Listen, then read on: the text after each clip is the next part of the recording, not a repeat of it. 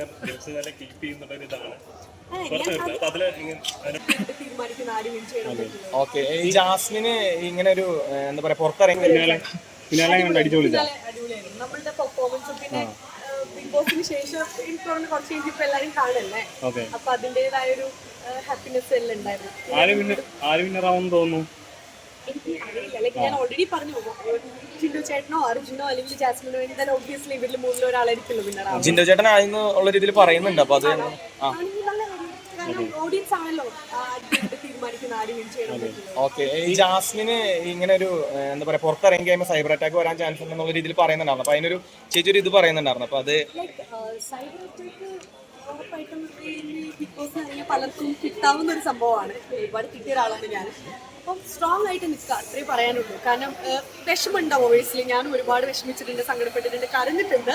പക്ഷെ അതെല്ലാം നമ്മുടെ എൻഡ്. നമുക്ക് ഇനിയും നമുക്ക് ഒരുപാട് സ്വപ്നങ്ങളും കാര്യങ്ങളൊക്കെ ഉണ്ട്, നമ്മൾ മുന്നോട്ട് പോകാനുണ്ട്. അപ്പോൾ ദൈവം അതിനുള്ള ശക്തി എല്ലാവർക്കും കൊടുക്കും എന്നാണ് എനിക്ക് വിശ്വാസം. ജാസ്മിനും അതിനുള്ള ശക്തി ഉറപ്പായിട്ടുണ്ട്. ജാസ്മിൻ ഒരു ബോൾഡ് ആയിട്ടുള്ള ഒരു ലേഡിയല്ല. അപ്പം അതിൻ്റെ എന്തായാലും നല്ല രീതിയിൽ തന്നെ അതൊക്കെ ഇതാക്കി മുന്നോട്ട് പോകുന്നത് തന്നെയാണ് എൻ്റെ. ഈ ബിഗ് ബോസിനുള്ളിലേക്ക് ഒരു അവസരം കിട്ടുവാണെങ്കിൽ, അതായത് വരുന്നുണ്ടല്ലോ, വിന്നേഴ്സിന് എന്തായാലും പറ്റില്ല എന്നാണ് എനിക്കറിയില്ല. ദിൽഷയെ സംബന്ധിച്ചിടത്തോളം സൈബർ അറ്റാക്ക് ഒരുപാട് ഉണ്ടായ ഒരാളാണ്. അപ്പം ഈ സ്വാഭാവികമായിട്ട് ഈ സീസൺ കഴിയുമ്പോൾ എന്നാലും സൈബർ അറ്റാക്കുകൾ ഉണ്ടാകാൻ ചാൻസ് ഉണ്ട്. അപ്പം പ്രേക്ഷകരോട് എന്താ പറയാനുള്ളത്? ഈ പ്രേക്ഷകരല്ലാതെ ഈ ഫാൻ ഫൈറ്റ് ചെയ്യുന്നവരല്ലേ, അവരോട് എന്താണ് പറയാനുള്ളത്? നമ്മൾ നമ്മുടെ ഫാൻസിനെ സപ്പോർട്ട് ചെയ്യുന്നതിനോട് ഒരു തെറ്റുമില്ല. കാരണം നമ്മൾ ഇഷ്ടമുള്ള ആളുകളെയാണല്ലോ നമ്മൾ സപ്പോർട്ട് ചെയ്യുന്നത്. അത് നല്ലൊരു കാര്യമാണ്. എന്ന് വെച്ച് നമ്മൾ ബാക്കിയുള്ളവരെ ഭയങ്കരമായിട്ട് ഇങ്ങനെ അടിച്ചു താഴ്ത്തുക, അല്ലെങ്കിൽ സത്യം പോലും അല്ലാത്ത പല കാര്യങ്ങൾ പറയുക, അതിനോടൊന്നും ഞാൻ ഒട്ടും യോജിക്കുന്നില്ല. കാരണം എൻ്റെ സംഭവം എടുത്ത് നോക്കുകയാണെങ്കിലും ഒരുപാട് എന്താ പറയുക, കുറേ ഞാൻ പോലും അറിയാത്ത കുറേ കാര്യങ്ങളൊക്കെ എന്നെ ഒന്നും വേണ്ട. ഞാൻ ഇന്നലെ എടുത്ത ഇന്റർവ്യൂസിൽ പോലും, ഇന്നലെ എടുത്ത ഇതിൽ പോലും അതിന്റെ ഹെഡിങ് ഒക്കെ എന്തൊക്കെയോ ആണ്. അത് തുറന്നു നോക്കിയാൽ അതിൽ പറയുന്നത് ഞാൻ വേറെ എന്തോ, അതിന്റെ ഹെഡിങ് വേറെ എന്തോ. എനിക്ക് തോന്നുന്നു കാലം മുന്നോട്ട് പോയപ്പോൾ ദിൽഷയുടെ പല ഇഷ്യൂസും സോൾവ് ആയെന്ന് തോന്നുന്നു അല്ലേ? സോൾവ് ആവുമല്ലോ. എനിക്ക് തോന്നുന്നു എല്ലാം ഇത്ര സമയം എന്ന് പറഞ്ഞിട്ടുണ്ട്. അത് കഴിഞ്ഞാൽ എല്ലാത്തിനും ദിൽഷയ്ക്ക് മേലുണ്ടായ ആരോപണങ്ങളൊക്കെ ഒരുവിധം സോൾവ് ആയെന്ന് തോന്നുന്നു അല്ലേ? അങ്ങനെയൊന്നുമില്ല. ഇപ്പോഴും കുറെ പേര് പറയുന്നവരുണ്ട്, പറയാത്തവരുണ്ട്. ഞാനിപ്പോ അതൊന്നും നോക്കുന്നില്ല. ഞാൻ എന്റെ കരിയറിലാണ് അത്രേ ഉള്ളൂ. കാരണം ഇപ്പൊ ജാസ്മിൻ ആണെങ്കിൽ ആരാണെങ്കിലും പുറത്തിറങ്ങി കഴിഞ്ഞാൽ കുറച്ച് കാലത്തേക്ക് ഈ സോഷ്യൽ മീഡിയയിലൊന്നും അധികം ഇൻവോൾവ് ആവാൻ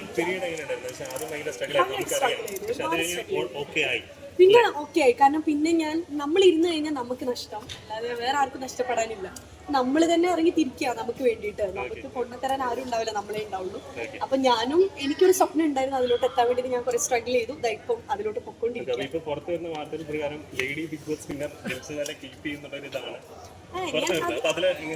എനിക്ക് അങ്ങനെയൊന്നുമില്ല. ഇപ്പം ജാസ്മിൻ ആണെങ്കിലും ഇപ്പൊ വിൻ ചെയ്തതിൽ എനിക്ക് സന്തോഷമുള്ളൂ. കാരണം ഒരുപാട് സ്ട്രഗിൾ ചെയ്തിട്ടുണ്ട്. ഒരു പെൺകുട്ടി എന്ന നിലയിൽ അവിടെ ഒരുപാട് അറ്റാക്കുള്ള കാര്യങ്ങളൊക്കെ ഉണ്ടായിട്ടുണ്ട്.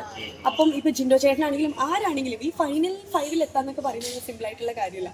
ഞാൻ പലരോടും പറഞ്ഞിട്ടുണ്ട്, നിങ്ങൾക്ക് പുറത്തുനിന്ന് പറയാൻ ഭയങ്കര ഈസിയാണ്, ഉള്ളിൽ കയറിയാലേ അറിയുള്ളൂ നമ്മൾ എത്രമാത്രം സ്ട്രഗിൾ ചെയ്യുന്നുണ്ടെന്നുള്ള കാര്യം. അപ്പൊ ഈ 5 പേര് ഇപ്പോൾ 100 days തികയ്ക്കാന്ന് പറയുന്നത് ഒരു വലിയ കാര്യമാണ്. അതിൽ ആർക്ക് കിട്ടിയാലും വെൽ ഡിസേർവിംഗ്. അതിനെക്കുറിച്ച് എനിക്ക് അറിഞ്ഞൂടെ. കാരണം ഞാൻ അവിടെ പോയത് ഞാനായിട്ടാണ്. എനിക്ക് പ്രത്യേകിച്ച് ഗെയിമോ കാര്യങ്ങളോ അതിനെക്കുറിച്ചൊന്നും ഞാൻ ഒരുപാട് തിങ്ക് ചെയ്തിട്ടില്ല. പക്ഷെ ഈ ഗെയിം തിങ്ക് ചെയ്തെല്ലാം പ്ലാൻ ചെയ്ത് പോകുന്നവരും ഉണ്ട്. പിന്നെ നമ്മളുടെ പ്ലാനിങ് എല്ലാം നടക്കണം എന്നില്ല. അത് പൊളിക്കാൻ അവിടെ ബിഗ് ബോസ് എന്ന് പറഞ്ഞ ഒരാളുണ്ട്. നമ്മൾ വിചാരിക്കുന്നത് അവിടെ അതാണ് നല്ലത്. കാരണം അവിടെ വന്നാൽ മേ ബി നമുക്ക് ഓട്ടോമാറ്റിക്കലി ഒരു പ്ലാൻ കിട്ടുമായിരിക്കും. കാരണം നമ്മൾ വിചാരിക്കുന്നത് എല്ലാം അവിടെ നടക്കണം എന്നില്ല.